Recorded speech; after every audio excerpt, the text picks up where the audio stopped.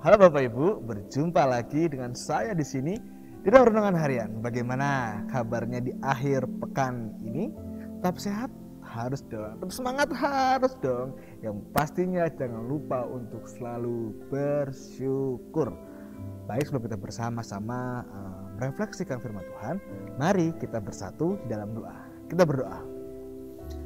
Kami mengucap syukur Tuhan, Engkau senantiasa memberkati kehidupan kami, sehingga kami di hari ini betul-betul merasakan bahwa jamahan-Mu di dalam kehidupan kami sungguh nyata, bahwa kasih-Mu tidak pernah berkesudahan di dalam kehidupan kami. Saat ini Tuhan, kami hendak bersama-sama merenungkan sabda-Mu, biarlah sabda-Mu tetap tertanam serta memberikan kami kekuatan di dalam kami menapaki setiap kehidupan kami. Bersabdalah ya Tuhan, karena kami siap untuk mendengarkan.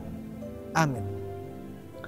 Firman Tuhan pada hari ini akan saya bacakan dari Lukas 8 ayat yang pertama hingga ketiga. Lukas 8 ayat yang pertama hingga ketiga. Demikian firman Tuhan. Perempuan-perempuan yang melayani Yesus. Tidak lama sesudah itu Yesus berjalan berkeliling dari kota ke kota dan dari desa ke desa memberitakan Injil Kerajaan Allah.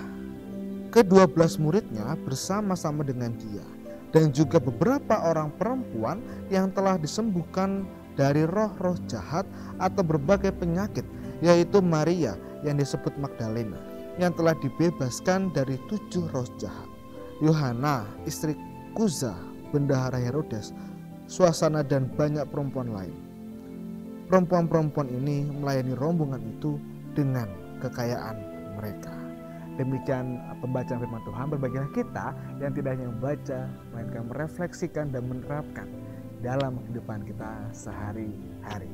Haleluya.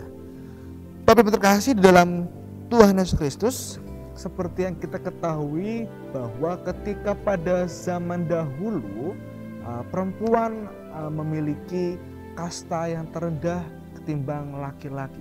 Itu semua karena ada zaman yang disebut adalah zaman patriarkal, kalau tidak salah. Jadi zaman patriarkal adalah ketika perempuan berada di bawah kekuasaan laki-laki. Pokoknya apapun ya perempuan tetap di kelas kedua, laki-laki tetap di kelas yang pertama. Nah, itu dia yang disebut dengan patriarkal. Perempuan tidak memiliki gairah atau tidak memiliki angan-angan atau harapan yang lebih, karena ya perempuan akan selalu di tahap yang kedua, tidak bisa menyuarakan kesuaraan sebagai perempuan. Tetapi di dalam firman Tuhan kita pada hari ini, bacaan ini menunjukkan hal yang berbeda.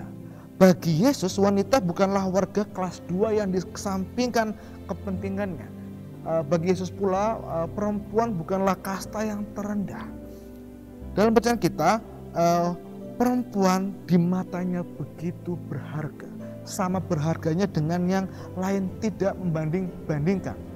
Dan bagi Yesus, perempuan layak mendapat sebuah tempat dan kesempatan yang setara dengan pria juga. Dan ini dalam menerima anugerah keselamatan dari Allah, semua bebas dan semua berhak mendapatkan haknya yang sama.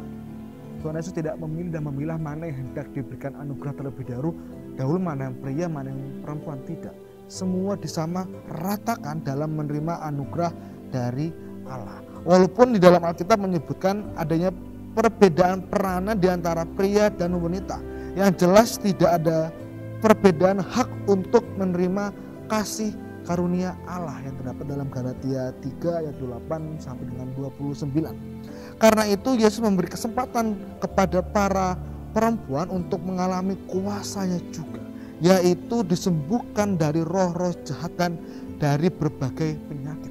Dan pada saat itu para perempuan-perempuan ini atau wanita-wanita ini berasal dari berbagai status yang berbeda, berasal dari status sosial yang berbeda, tidak sama.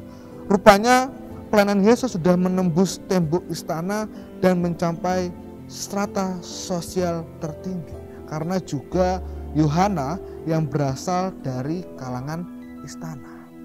Kasih dan kuasa Yesus membuat para perempuan itu memberi respon yang konkret dengan ikut berkontribusi dalam sebuah pelayanan bersama Yesus, dan mereka pun tidak segan-segan untuk benar-benar bersedia, iya saya siap untuk melayani, apapun yang saya bisa pasti saya akan ikut melayani.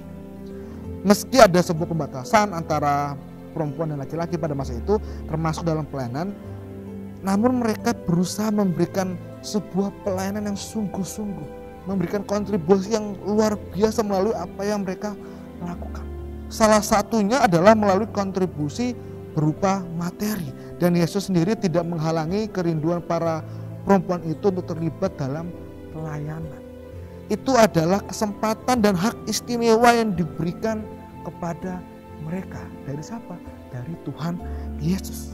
Lagi pula, orang yang mengabarkan Injil memang harus mendapat dukungan dari orang yang menerima berkat. Seseorang tidak akan bisa terus akan berkarya memberikan berkat kalau tidak diberikan dukungan, jika tidak diberikan respon yang baik. Sehingga jika ada seseorang yang hendak melayani, yang hendak membantu dalam hal apapun, kita juga patut untuk ayo kita dukung, ayo kita berikan respon yang baik, sehingga kita tidak mematahkan semangat mereka. Bapak Ibu terkasih, Yesus memberikan dukungan dan pengajaran yang penting bagi mereka agar mereka tetap kuat, agar mereka tetap semangat di dalam menjalani kehidupan sehari-hari, walaupun budaya pada saat itu ya wanita betul-betul di kalangan yang kedua. Dan coba kita perhatikan peranan wanita di gereja kita, perempuan-perempuan di gereja kita pastinya luar biasa. Tanpa adanya ibu-ibu majelis, ya bapak-bapak majelis juga pasti akan kebingungan. Tanpa adanya peran ibu-ibu dalam hal konsumsi, wah pastinya kita juga pasti akan keteteran. Dalam hal apapun, kita jangan pernah menyepelekan, menyampingkan perempuan atau wanita, terkhusus ya istri atau anak-anak kita. Biarlah kita juga memberikan kesejajaran yang sama, sehingga tidak ada sebuah perbandingan. Contoh misalkan saya dengan istri saya tidak pernah membanding-bandingkan. Oh kamu nggak kuat, oh kamu nggak bisa. Pasti saya akan mendukung, kamu pasti bisa. Dan apapun yang istri saya hendak lakukan, pasti saya akan mensupport dengan baik. Dan begitu pula juga harus kita sekalian terapkan. Jangan ada sebuah perbanding-bandingkan. Apalagi kita di dalam sebuah persekutuan gereja. Dan biarlah kita bertumbuh bersama, berkembang bersama, berjalan bersama. Sehingga apapun yang kita lakukan dapat bergandengan tangan bersama-sama. Sehingga persekutuan kita di dalam gereja akan semakin baik dan menjadi persekutuan yang betul-betul merindukan yang Tuhan inginkan. Amin. Kita berdoa.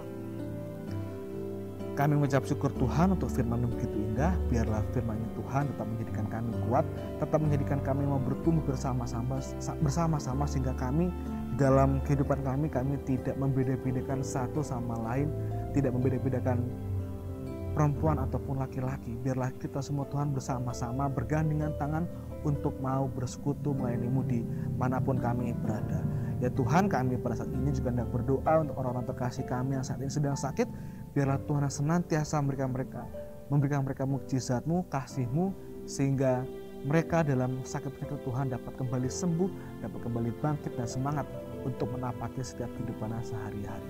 Dan kami juga berdoa Tuhan untuk kehidupan kami, biarlah Tuhan yang senantiasa memberkati kehidupan kami, sehingga kami pun juga dapat menjadi penyalur berkat bagi sesama kami. Inilah doa dan permohonan kami Tuhan, kami serahkan ke dalam nama Tuhan Yesus Kristus, Sang Juru Selamat kami. Amin. Demikian dengan pada hari ini, sampai jumpa lagi dengan harian berikutnya. Dadah. Tuhan Yesus memberkati.